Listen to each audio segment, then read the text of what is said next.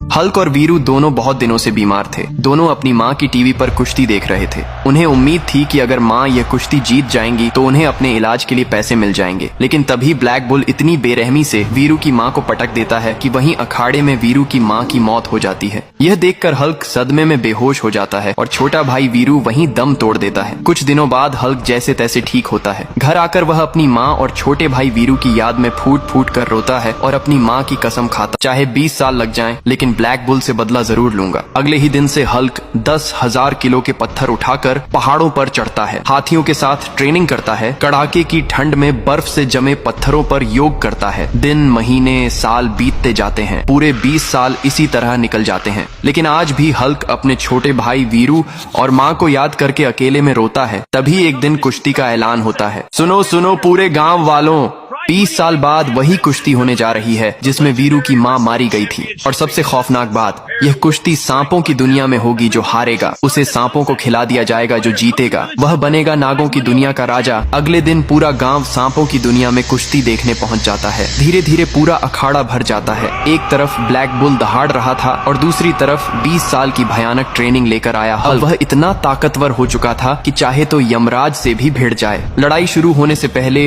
Hulk की आंखों से आंसू गिरते हैं और वह कहता है, आज तक किसी ने मेरी माँ और मेरे छोटे भाई वीरू के लिए लाइक, सब्सक्राइब करके कमेंट में मान नहीं लिखा। लड़ाई शुरू होती है।